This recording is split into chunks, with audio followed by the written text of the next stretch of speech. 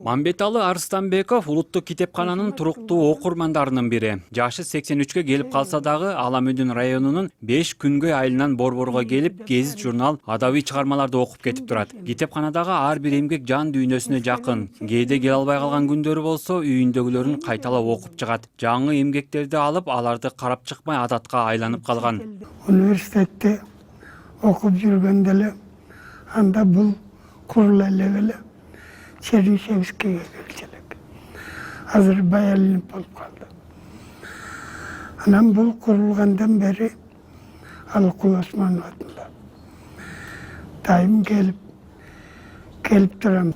Окат дененин азыгы болсо, бул китеп, газет, күндөлүк, жаңылык, урухий азык бизге.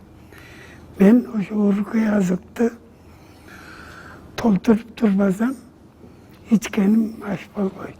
Азыр китепканалардан мурдагыдай агылып келген калың топ элди көрүү мүмкүн эмес. Интернеттин өнүккөнү окурмандардын санын азайышына алып келсе, бир жагынан учур талабына жараша чыгармалардын жоктугу окурмандарды жоготууга түртүп жатат. Маселен, улуттук китепкана жыл сайын 60 миңдей жаңы эмгектер менен толукталып турушу керек болсо, каржынын жоктугунан анын жарымы гана алынат. Ал дагы демөөрчүлөрдүн колдоосу менен жүзөгө ашат. Библиотеки китепканага келген окурмандардын аздыгы боюнча сөз кыла турган болсок, биринчиден алар издеген жаңы чыгармалар жокко эсе. Аларды сатып алалы десе каражат жок. Болсо дагы кымбат. Бир жагынан кызыктуу чыгармалар болсо, эл да кызыгып келип окуйт эмеспи? Бизде андай китептер жокко эсе десек болот. Ошол эле учурда окурмандар такыр эле келбей калды деп айтканга дагы болбойт. Туруктуу окурмандардын көбү интернет аркылуу эле үйлөрүнөн керектүү маалыматтарды издешет. Азыр биз окурмандардын көбөйтүүдөн мурда биз аларга шарттарды түзүп берели деп жатабыз. Коомчулуктун китеп окууга кызыгуусун арттыруу максатында Муфтият Ислам университети менен биргеликте илимдүүнү ийгилик издейт аталышындагы конкурсун жарыялайт. Бул жолу окурмандарга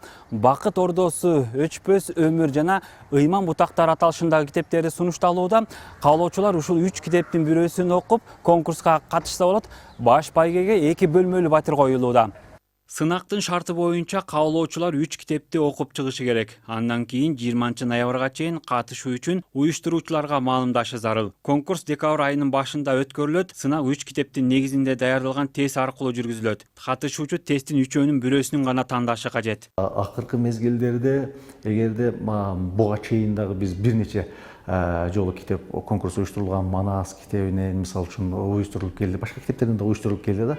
Бирок бизде бир чоң көйгөй бар. Кыргызстандын булуң бурчуна барсаңыз, ар бир үйдө, ар бир айылда, ар бир аймакта бир чоң көйгөй бар.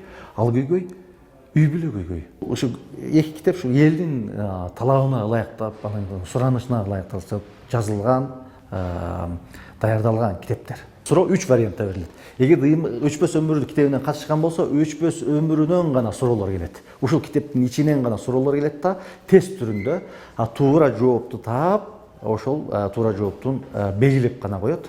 Аны биз баракчаны алып келебиз, адам колу тийбейт. Баракчаны компьютер бизге анан канча балл алганын, канчасы туура экенин компьютер чыгарып берет. Конкурс декабрдын орто ченинде жыйынтыкталат. Алгач 3 чыгарма боюнча эң көп упай топтогондор тандалат. Үчөөнүн арасынан чүчү кулак аркылуу батирдин ээниси аныкталат. Белгиле кетсе 2 бөлмөлүү квартирадан сырткары жогорку упай топтогон 10 орунга акчалай сыйлыктар, турмуш тиричилик буюмдары тапшырылмакчы. Дүйшөн Шаршембеков, Акзат Түлеев, НТС.